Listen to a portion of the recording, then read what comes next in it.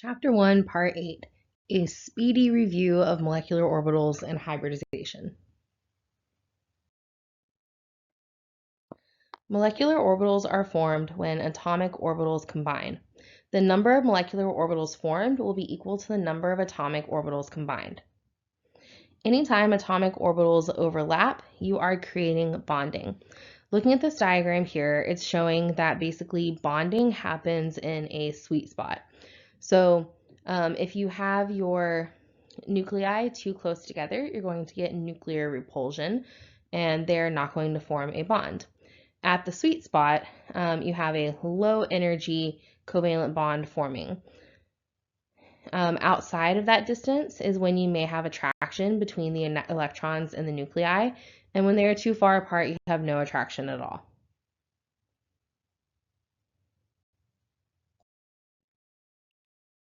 Orbital hybridization happens when our two nuclei reach that sweet spot of bonding. And regions of electron density are created in a way that they are spread out equally in order to minimize electron repulsion. Remember, electrons do not like to be next to each other. They will repel each other.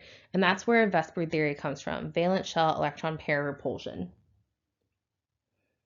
For example, we're going to look at methane, CH4. Methane is an sp3 hybridized molecule at the carbon, and it is tetrahedral. There are 4 hydrogen atoms attached to that carbon.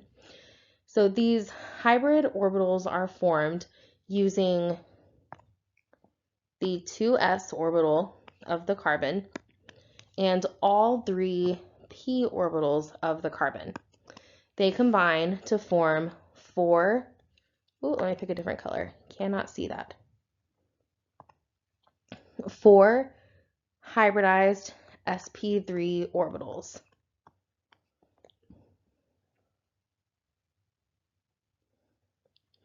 In this image here to the left, you can see how these orbitals are used for bonding.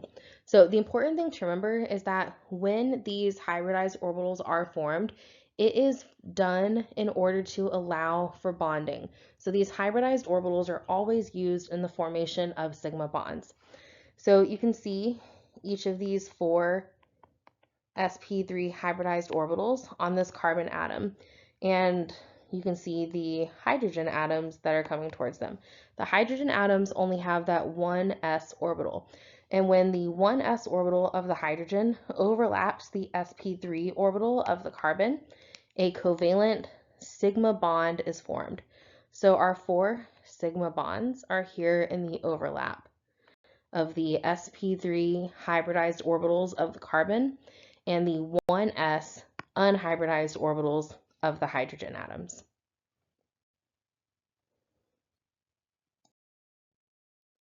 So the designation that hybridized orbitals are used for bonding is really, really important when we start looking at these molecules that have both hybridized and unhybridized orbitals present on a single atom. So for example, we're going to use ethene, which is C2H4. Ethene has a double bond between the 2 carbons. These are sp2 hybridized carbons, which means we are using the 2s orbital of the carbon and 2 of the 3 p orbitals that are also in the second shell to make these hybridized orbitals. That means that there's also 1 unhybridized p orbital left on each of those carbons because we did not use all 3 of those p orbitals to make these hybridized orbitals. So in this image here on the left, we are showing that the hydrogen and carbons are all in the same plane because this molecule is trigonal planar.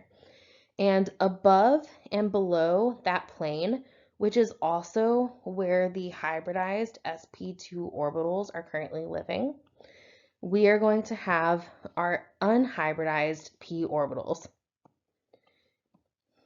And those unhybridized p orbitals are creating areas of overlap above and below the plane where the carbons and hydrogens live.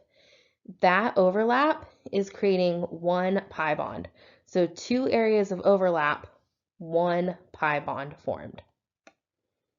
Let's look at a 3D image here. So I'm going to pick out the pieces here for you. Our hybridized sp2 orbitals on the carbon, I'm going to highlight in green. Boop, boop. So this carbon over here, there's overlap. That's creating the sigma bond between the two carbons. And then here's the sp2 orbitals on that carbon. So again, we have a sigma bond. I'm going to highlight that in purple here between the two carbons. And then we have the sigma bond between the carbons and the hydrogens in the overlap here and over here back behind that red blob. Here's a sigma bond and here's a sigma bond. So these are single covalent bonds between the two carbons and then between the carbons and the hydrogens. The double bond is coming from this area of overlap above and below. Now you may remember that you have areas of like bonding and anti-bonding. You have that pi and pi star. I'm not really worried about that with you right here. What I want you to know is that that electron density lives above and below the carbons and is not in the same plane as the sigma bonds. And this area of overlap is where that pi bond comes from. In our next example, we have ethine, which has a triple bond between the two carbons. These are sp hybridized carbons, which means we use the 2s orbital and then only one of the three possible p orbitals. So there are two unhybridized p orbitals living on each of those carbons that are not used in the formation of sigma bonds. So this is what that hybridized carbon atom would look like. This is simplified, just pulled out of the bigger molecule. So the hybridized orbitals, again, I know they're already gray, but I'm going to make them green just for fun. That's the hybridized orbitals. And then we have one of our unhybridized p orbitals. And then we have another, let me pick a different color, yellow, living perpendicular to that. Now, in this next image, we can see again, the hybridized orbitals here are being used to create a sigma bond between the carbons. And then we're also creating sigma bonds between the carbons and the hydrogens using these hybridized sp orbitals. But then we have our two pi bonds, because remember, a triple bond is made up of one sigma bond and two pi bonds, right? Our two pi bonds are coming from these perpendicular areas of overlap. So there's kind of a barrel of electron density wrapped around the core of these carbons. So there are actually 5 areas of overlap happening in a triple bond. You have the one area from your sigma bond, and then you have 4 areas of overlap from your pi bonds. But again, only 2 pi bonds there. So a brief summary of hybridization.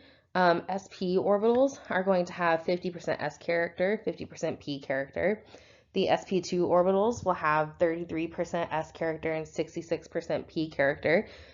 And then the sp3 orbitals will have 25% s character and 75% p character. This is something we'll talk about later when we talk about the relative acidity of the protons on these different types of carbons.